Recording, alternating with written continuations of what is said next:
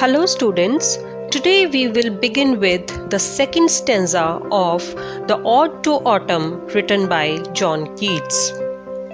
Who hath not seen thee oft amid thy store? Sometimes whoever seeks abroad may find thee sitting careless on a granary floor, thy hair soft lifted by the winnowing wind, or on a half-reaped furrow sound asleep, drowsed with the fume of poppies, while thy hook spares the next swath and all its twined flowers.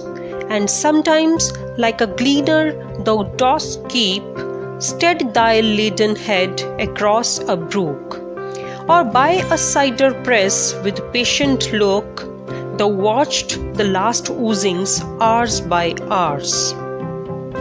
There is abundant use of old-fashioned or archived words in this poetry. For example, hath means has, oft means often, thee means you, thy means your.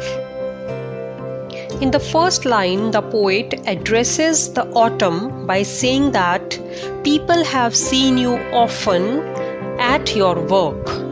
Amid thy store means at your work. In the second line, abroad means away from home. In the third line, the word granary means a place where grain is brought in to be separated from its kernels.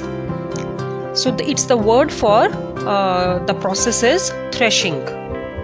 So the people who are at work, who are away from their home, they find you sitting on a granary floor. Find you means find autumn. Sitting on a granary floor, thy hair soft lifted by the winnowing wind. Winnow means blow by the wind, but can also more specifically mean that the wind is separating the grain's chaff from the inner kernel. We should see this place as an open barn, or where the wind is coming through the open door. Autumn's hair is moving up. This is how we know that the autumn is personified as a woman in the poem, because autumn has long hair. Or on a half-reaped furrow sound asleep. The poet says that we can also find autumn outside in a field, in a furrow. A furrow is a ditch or a trench that is created while plowing the field. The furrow is half-reaped. Half-reaped means half-harvested, means the crop is harvested but not fully. So here we can find the autumn sound asleep. Drowsed with the fume of poppies while they hook.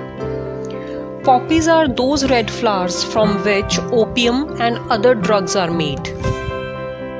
The smell or the fragrance of poppy seeds or poppy flowers also cause drowsiness. So autumn is asleep with the toxic smell of poppies in her nose. Hook means a tool with a bent, pointy end. Here it is used to gather the poppies. So hook is a tool with which poppies are collected. So it seems that autumn is asleep, fast asleep with the toxic smell of poppies. So the poet is listing out all the possibilities where one can find the autumn goddess in the field. While thy hook spares the next swath and all its twined flowers. Spare means to save. Swath means a strip of flowers that can be cut in one stroke. Twined means twisted. So the autumn seems to be fast asleep, drowsed with the fume of poppies out there in the field, while its hook, its tool, is lying vacant, sparing the next swath, means sparing, saving the flowers that can be otherwise cut in one swath. And sometimes, like a gleaner, thou dost keep steady thy laden head across a brook. A gleaner is a person who collects fruits or vegetables that are left lying after the harvest. Here the autumn is compared to a gleaner.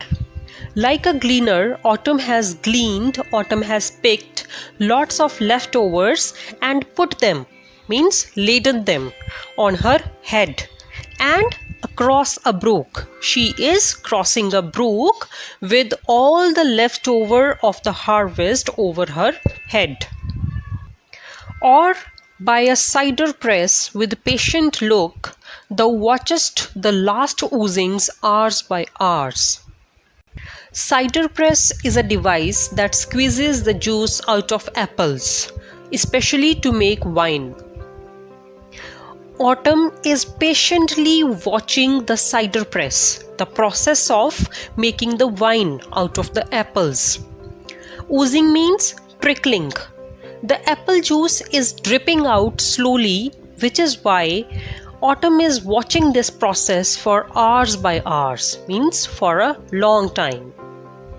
As we know that the first stanza of the poem has described the period before the harvest, this stanza, the second stanza, describes the period after the harvest, when autumn just hangs out around the granary where harvested grains are kept. Most of the hard work has already been done, and autumn can just take a nap in the fields. Autumn can just take a short sleep in the fields, walk across brooks, or watch the making of cider, the cider wine. So the two periods, before the harvest and after the harvest, have been described in the first and second stanza respectively. I would recommend reading both these stanzas over and over again and notice the difference between these two periods. Tomorrow we will read and discuss the third and the last stanza of this poem. That's it. Please like and share if the video proved useful to you. Also leave your opinions and queries in the comment box below. See you in our next video. Good day.